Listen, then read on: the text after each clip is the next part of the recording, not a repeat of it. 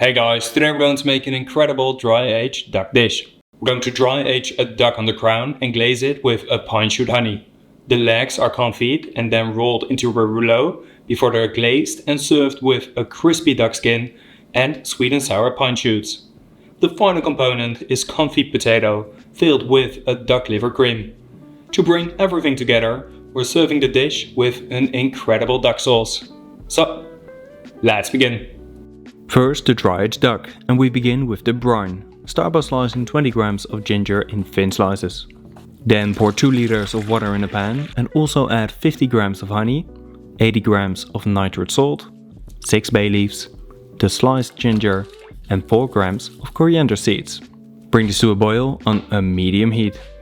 Once it has boiled, turn off the heat and let it cool down out of the fridge.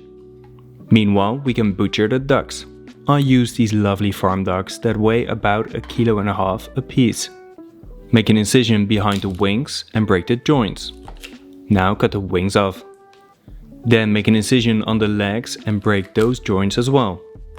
Also cut the legs off. After that, break the bottom part and remove it. Keep all the trimmings in your fridge for later. We use it for the sauce. Now submerge the duck crown with the legs and wings in the cold brine and let it brine in your fridge for 24 hours. Be sure to cover the pan so the top part stays submerged as well. The next day you can take the duck out of the brine. Keep the wings and legs in your fridge. We'll cook these later on. Now the next step is to submerge the crowns very shortly in some boiling salted water. This takes only a couple of seconds, and directly after you need to cool them down in ice water. We do this to tighten the skin and disinfect the outside, ensuring a proper dry aging process. After 3 minutes, take the crowns out of the ice water and place them on a drying rack. Then insert a meat hook in the membrane just below the top of the skin. This so no meat or skin is damaged. Now hang or place them in a dry ager and let them dry age for 2 weeks. If you don't have a dry ager, then let them sit uncovered in your fridge for 3 days. Obviously this is not the same, but it's still very good. Then the duck sauce. Spread 3 kilograms of duck carcasses on an oven tray and toast them at 200 degrees Celsius for about 45 minutes. You want a lovely golden color all around. Once that's done, place them in a big pot. The fat that's left on the tray you can pass through a fine sieve and keep for later. This is great for pan frying or to confit. Now pour half a liter of water on the tray and let it soak in the oven for a couple of minutes. Now pour the water in a pan and submerge the duck bones completely with cold water. Bring this to a simmer on a medium-high heat and skim any foam or protein off with a ladle. Meanwhile, we can cut the vegetables. Cut 4 onions in half and clean them. Then slice them in thin slices. You'll need 700 grams. Now cut 150 grams of carrot in half and slice it as well. Do the same with 150 grams of celery. Then slice 100 grams of leek in half and wash it well. Now cut it in thin slices. Once the water is at a simmer, add the cut vegetables together with a bulb of garlic that's cut in half, 6 bay leaves, 3 grams of coriander seeds, 3 grams of black pepper, 200 grams of white wine and 200 grams of white port. Let it simmer on a low heat for at least 8 hours. If needed, add a bit more water to ensure all the ingredients stay submerged. After that, pass the sauce through a fine sieve and let it drip for at least 30 minutes to be sure you don't waste a single drop. Then bring it to a simmer once more and let it reduce for at least 2/3. While it's reducing, remove any fat that's floating on top. Once you're happy with the flavor, while stirring, add a couple cubes of cold butter. This will thicken the sauce and give a creamy flavor. I also added a drizzle of sherry vinegar to balance the flavors and make the sauce a touch lighter. Then pass the sauce through a fine sieve once more and keep it in your fridge for later. Now for the glazed duck leg. First place the brined legs in a vacuum bag. I also did the same with the wings. Then add around 100 grams of melted duck fat in each bag. First let it set before vacuuming the bags 100%. I do this in my Henkelman Aura vacuum machine, a partner of the channel. Now lay the bags on an oven rack and cook them sous vide at 85 degrees Celsius. The wings for 4 hours and the legs for 6 hours. Once the wings are cooked, remove them from the bag. Then gently hold them and pull the bones out. Now I'm not using them for this dish, but if you pan fry one or both sides still crispy, they are so delicious. A perfect garnish or snack. Now also remove the legs from the bag and let them cool down for a couple of minutes. Then clean them by separating the meat from the bones and skin. The skin you need to keep for later. We use it to make her crisp. Now transfer the cleaned meat into a bowl and season it with 2 or 3 tablespoons of the duck sauce. Gently knead this to pull the meat apart and mix the sauce. Then cover your worktop with 2 or 3 layers of plastic wrap and press it down with a kitchen towel. Now divide the meat on the wrap and use the wrap to roll it into a tight rouleau. Use the sides to make the roll even tighter and then make a knot on both sides. Let it set in some ice water for a couple of hours. Make sure it's enough water so it can float. This way no dent forms on the bottom. Once fully set, use a sharp knife to portion it to the desired size. Then remove the wrap and keep them covered in your fridge for later. Now for the duck skin crisp. Mix 50 grams of the cooked skin with 75 grams of chicken stock, 25 grams of tapioca powder and a gram of salt. Blend this till smooth and thickened. The friction will create heat, which will cook the tapioca. This takes a couple of minutes. Now pour it in a bowl and add 1.5 grams of baking soda. Mix it well and then transfer it into a piping bag. Then let it cool down in your fridge. Once cold, you can spread it or pipe small dots on a silicone sheet. Place another sheet on top and bake them at 180 degrees Celsius for 12 to 15 minutes. Then let them cool down and keep them dry and covered for later. Now the final duck recipe, the duck liver cream. Cut a shallot in half and clean it. Then slice it in thin slices. You'll need 75 grams. Now do the same with 2 cloves of garlic. Then melt 20 grams of butter till it stops bubbling and add the shallot with the garlic. Season it with 2 grams of salt and the leaves from 2 sprigs of thyme. Pan fry everything on a medium-high heat till a nice golden color has formed. When that's the case, add 150 grams of unforced duck livers and pan fry these for another 2 minutes. After that, deglaze the pan with 50 grams of Madeira and 40 grams of cognac. Flambe this and let it reduce for 90%. Then spread it on a tray and let it cool down in your fridge. Meanwhile, soak half a leaf or 0.8 grams of gelatin in cold water. Now mix 80 grams of cream with 20 grams of egg yolk and while stirring, heat it up till the temperature is 85 degrees Celsius. Once thickened, turn off the heat and dissolve the gelatin. Pour it into a blender and also add the cold cooked livers. Now blend it till smooth and then transfer it into a bowl. Now both the flavor and texture of this cream are perfect, but the color is not there. It's really gray, it's brownish and it doesn't look appealing at all. And I want to fix that, and you could just add color powder and mix it and it would be cool as well. But what I like to do is I like to make this, and this is reduced beetroot juice. You just reduce it on a low heat. It takes some time, but it's really flavorful, but most of all it brings a lot of color. And you could also serve this on a plate, but what I like to do is I like to add a drizzle to the bowl, give it a good mix, and then it's gonna have a really nice light red color and it looks really appealing. Once you're happy with the color, cover the cream and let it set in your fridge. Then transfer it into a piping bag and keep it covered in your fridge for later. Now for the next recipes we first need to visit my local forest, because I needed some lovely pine shoots. When I made this video, the season has just started and most trees didn't even have any shoots. They were still very small, but the flavor was already incredible. When you go foraging, make sure you respect nature and don't pick everything. Keep it in balance. We're back in the kitchen and first we're going to make the pine shoot honey. Transfer 100 grams of pine shoot into a blender and blend it for a couple of seconds. You only want to break the shoots, so they infuse faster and stronger.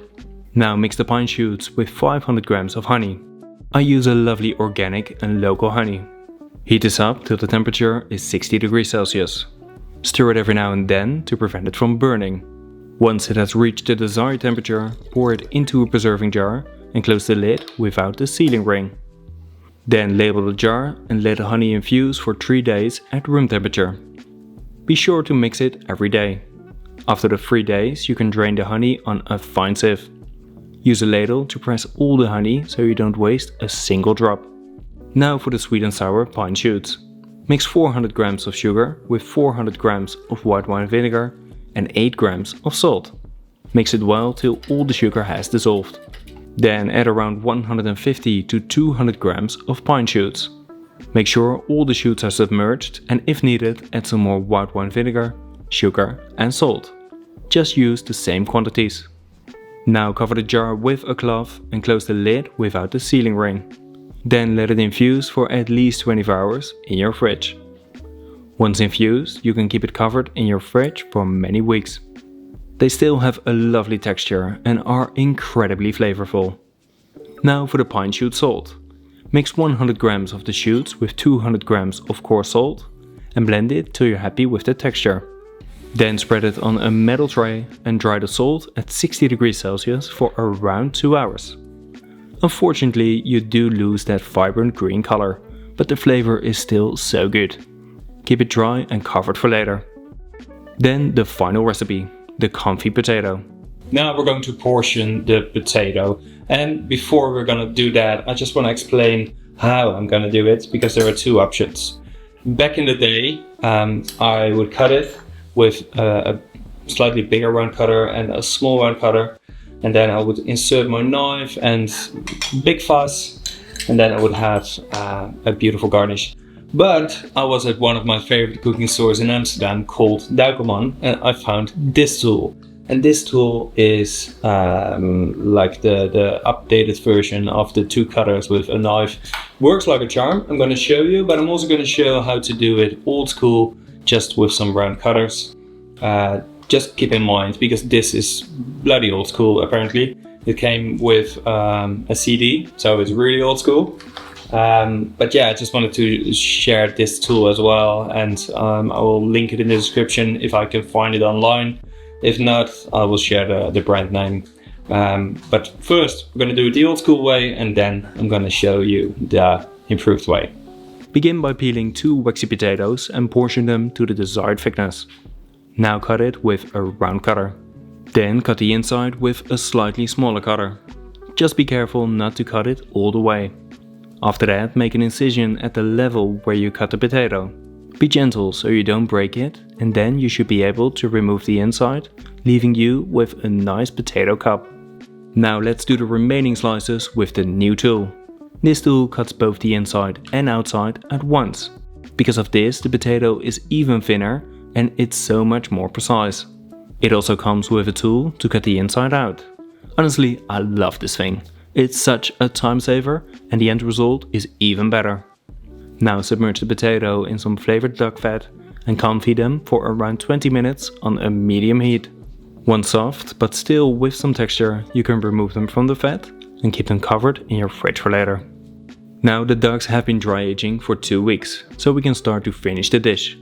Begin by making tiny holes in the skin with a couple of sharp needles. We do this to help render the fat and make the skin even crispier. Now add a drizzle of oil in a pan and pan fry the duck on a medium-high heat. You want a lovely golden brown color all around. Just keep it moving to create an even color. Then place the crown on a metal tray and brush a layer of the honey on top. Now cook the duck in an oven at 110 degrees Celsius for about 10 more minutes. Halfway, you need to brush another layer of the honey on top. Once cooked, let it rest for at least 15 minutes at 45 to 50 degrees Celsius. While the duck is resting, we can finish the other components. Pour a drizzle of oil in a pan and pan fry the confit duck legs on both sides till golden brown. When you're happy with the color, place them on a tray and cover each one with some of the duck sauce. Place it in the oven for a couple more minutes and glaze it in between. Now fill the reheated potato with the duck liver cream and decorate the top with some chive flowers. Then sprinkle some of the pine salt on top. Once the duck legs are properly glazed, sprinkle the duck skin crisp on there. Now to finish the crown, torch the skin for a couple of seconds. This will make it crispier and give it some more heat. Then brush it with a final layer of honey before cutting the breast off the bone. Just insert your knife on the spine and follow the bone to get the best end result. Then trim the sides and portion the breast to the desired size. Now sprinkle some pine salt on the skin and it's ready to be served. Look at that gorgeous color. Then place the glazed leg on a preheated plate together with the confit potato. Put 3 of the sweet and sour pine shoots on the glazed leg before placing the dry aged duck next to it. And then finish the dish with that incredible sauce. Okay guys, that's it for today. Very happy with the result. I think it looks incredible and the flavor is spot on as well. It took a long time to make this because of all the brining and the aging and the wild foraging to get the pine shoots. I did a bit more wild foraging as well and it was super cool, and I'm gonna have a couple more videos. So be sure to subscribe. In terms of the pairing, we have a lovely red wine from the Pomerol region in France, from Chateau Le Grand, I think. Excuse my French from my pronunciation.